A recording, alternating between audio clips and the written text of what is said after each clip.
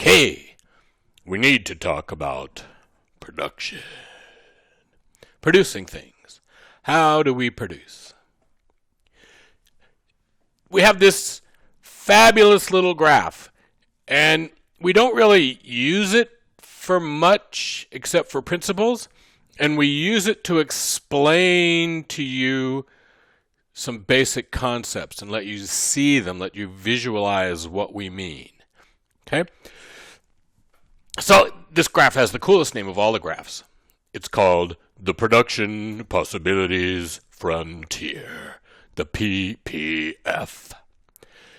Traditionally in economics, the PPF is drawn comparing guns and butter. Now what that means, let's be clear here. What we're doing is we're setting up an economy, and it's a really simple economy, and it's only producing two things. So those two things, in your book, it's cola and pizza or something like that. It doesn't matter what we pick, it's two things. Traditionally, however, we use guns and butter. Guns represents the government, production by the government, and butter production by the private sector. So I'm not a big fan of the guns and butter thing. I do my examples with guns and roses. So guns to represent government production, roses to represent the private sector. We draw this green, this white curvy line with this green area under it. The white line, the white curvy line, that's the production possibilities frontier. The white curvy line, this thing. This line. Okay? And what it represents is the maximum possible production of a country. So this point right here, we're producing all guns and no butter. In other words, government does everything and there is no private sector. Down here would be all private sector, all roses, and no guns. Okay? Anywhere else on that line is some combination of guns and roses, government and private sector. And we don't have to be on the line. We could be down here in the middle of this graph,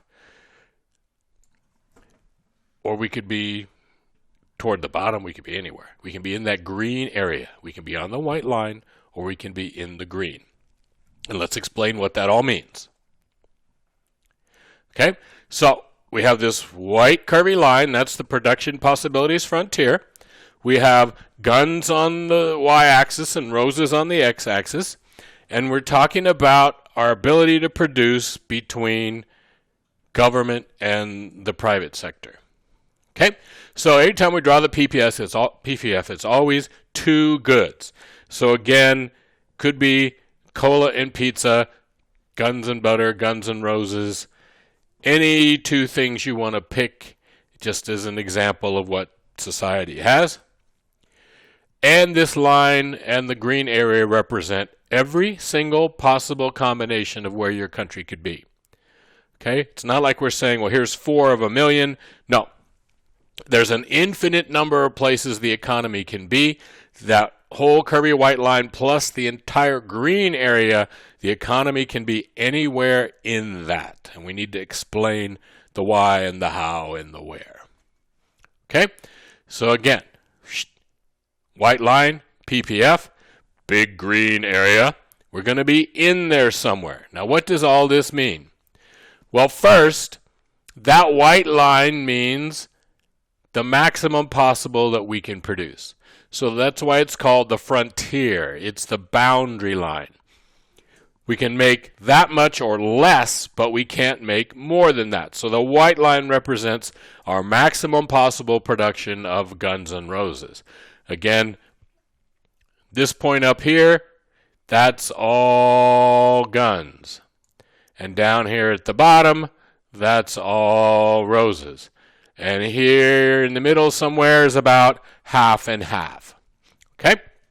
Everybody good there? Let's see. So we call that green area the attainable area. that means that we can be in there anywhere. We can attain that much. If we're down in here, we can be there. We don't want to be there. It's not a very good place for us to be, but it's attainable. We can be there. Outside of this green area and the white line is unattainable. We can't be there. We'd love to be out here somewhere. There's no way for us to get there. That takes more production than we're capable of producing as a country. Okay? So we have this area, this green area that's attainable. We have the white line that represents the maximum possible amount, and then above that is unattainable. Okay? That white line, because it's the maximum possible output, is efficient. It's producing the most that we can. Right? We talked about what efficient means. That's producing the best that we can. We can't do any better than that. In the green area, we have inefficiency and or unemployment. Either we're not working the best way we can, or we're not using all our resources. So normally, right, normally the economy is not going to be on that line. Normally the economy is going to be down in the green area somewhere, because it's normal for us to have some inefficiency and some unemployment. It's hard to believe we could ever be in a position where everybody was perfect in their jobs and there was no unemployment. Okay, so let's look at point A.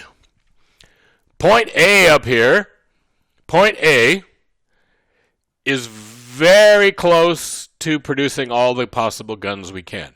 So point A is a country that has a very large government and a relatively small private sector.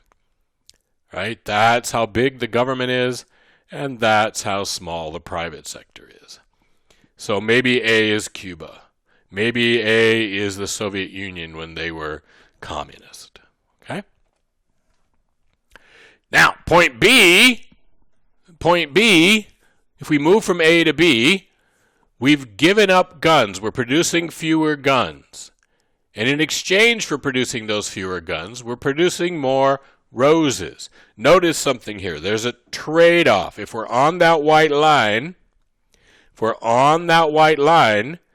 and we want to produce more roses, we have to produce fewer guns. There's a trade-off. To get more of one, we're going to get less of the other, and that's a basic economic condition, right? We think that that's true about a lot of things in life. But notice here that we're way up at the guns end. We give up not very many guns, and we get a whole lot of roses, right? Very small change in the amount of guns we're producing, and a very large increase in the amount of roses. So, might be a good thing. Might not be a good thing. We have to figure that out. So, let's suppose, to put some numbers on this, that we were producing 1,800 guns and now we're producing 1,600. So we gave up 200 guns. But we went from producing 400 roses to 1,200 roses. So we gave up 200 guns and got 800 roses. Nice? Yes. Very efficient of us. Okay?